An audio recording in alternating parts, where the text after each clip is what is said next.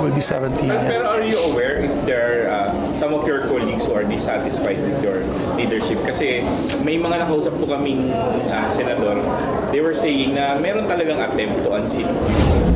Maraming haka-haka, chismis na papalitan daw ako, ikukudetaw daw ako. Ang sabi kasi ni Senator Cynthia Villar, paano daw kayo ikukudeta? Kayo daw mismo ang nagpapaikot sa statement of support para papirma sa kanila. Hindi po ako core group namin po napapapirma. I'd like to correct the statement of Senator Cynthia Villar. Kasi hindi naman ako, not personally, I'm not the one moving around with the document. Maybe I can ask those who are moving the document to see them. As a matter of fact, I spoke to Ma'am Cynthia yesterday and Ma'am Amy. They also gave their support. And ang gusto po nila, walang gulo. Alam mo, maraming challenges po ang hinaharap ng Senado, ng politika na yon, ng taong bayan, lalo na yung mga kababayan nating hirap at gutom sa buhay. Dapat magpakita po tayo ng solid show of support to the institution. Not just to me, it's to the institution na hindi tayo nagkakagulo. Yung clarify lang, yes. Hindi galing sa inyo si statement of support. Kanino po galing and why is there a need for that, sir? Kasi lagi sinasabi, chismis lang yung group, pero bakit kailangan, sir, may statement of support? Well, maraming haka-haka, chismis na papalitan daw ako, ikukudetaw daw ako, online, on mga social media sites.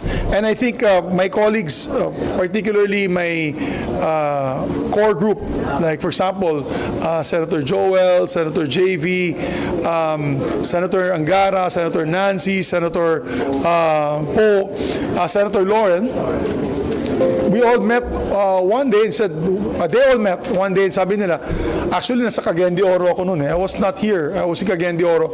Nagpaikot sila ng manifesto of support. So nagpapasalamat po ako sa kanila.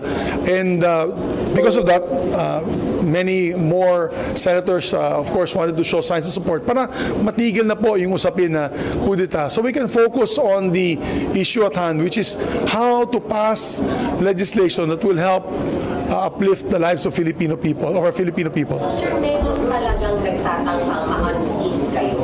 Hindi kasi puro haka-haka lang para matigil na yung haka-haka at usapin na yan, yung mga rumors na yan, ay ginawa na po nitong manifesto of support. So, I think that's very clear and I don't really want to add fuel to the fire anymore. As far as we're concerned, that's all water, rough waters under the bridge. Let's move forward and start working together. Marami pa tayong trabaho. This is the last 2 weeks of work. I always say, di ba sinasabi ko palagi, I serve at the pleasure of my colleagues. Kung hindi naman po ako effective bilang leader, then I'm ready to step down as long as the numbers show that I'm no longer effective as a leader. Pero yung mga kasama natin, nagulat sila at sabi nila, wala naman masamang ginagawa si Senator Zubiri. As a matter of fact, I'm probably the most amiable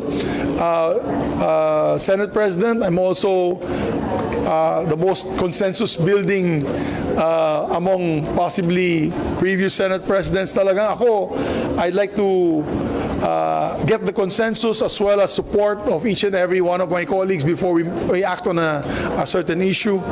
I think I've been very transparent and even in these last few days, sabi ko nga, open book ako, pati yung mga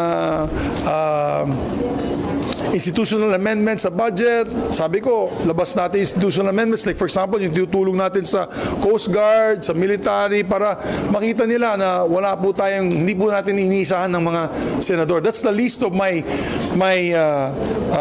not concerns, but it's for me, what is important is reputation.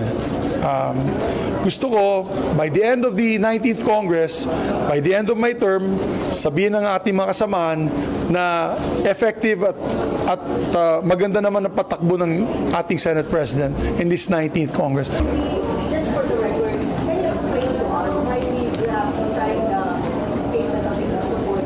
Oh, hindi naman ako humingi niyan, my dear. Maybe you can ask the core group. Yeah. Kayo mismo. I was requested by the group to sign na rin para to show kasi Kung kasama ako, 14 yun eh. Kung hindi ako sumama dyan, baka sabihin only 13 ang support ni Senator Zubiri. So total number yan is 14. So there are 14 senators. Yes, will be 17. Pero Yes. are you aware if there are some of your colleagues who are dissatisfied with your leadership? Kasi may mga nakausap po kaming senador, they were saying na meron talagang attempt to unseat you, to replace you. I don't want to discuss that anymore. I don't want to dwell in that. I don't want to comment on that. Kasi mukhang in-address naman natin yung mga concerns nila. And I think that's the most important, these concerns. We're actually having several caucuses. Ano pang pagbibigay, ano pang pwede natin ibigay in terms of services sa ating mga senators. And of course, kailangan siguro continuous consultation with the senators. So, wala naman, I don't see any problem and as seen by the manifesto, they're happy naman with my leadership. Maybe sir, anong concerns yung na-address niyo? I guess maybe dahil nga sa stress natin in the last few months about yung charter change, yung PI, yung People's Initiative, siguro sa stress po natin, hindi po natin sila nakakausap kagad sa mga concerns nila.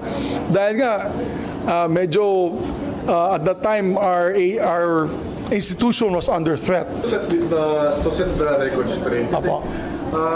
sabi niyo core group yung nagpaikot ng statement of support.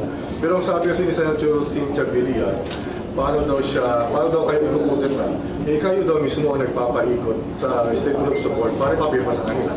Hindi po ako core group namin po napapapirma. I'd like to correct the statement of Senator Cynthia Villar. Nasa Cagayan de Oro po ako. This weekend, I was in Cagayan de Oro. So, I was in Bukidnon. You can check my Facebook page. I was in the Division Schools meet in Kibawe, Bukidnon. So, I was there. Kailan mo ulit start SB yung pagpapaikot ng core group? Over the weekend, I believe. Sir, Sir, pero okay naman kayo kay Senator Cynthia. Okay. Wala naman kami problema. Okay. Nakasama ko siya sa Baykam kanina. We practice one man, one vote here. Or one person, one vote. So, hindi porket inutos ko sa kanila, gagawin nila.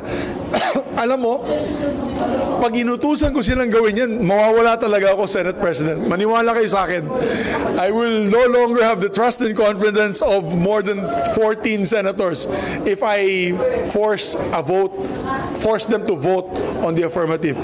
Again, I said, I'm only like primos inter pares, I'm just the first of equals, and we will respect them on their vote.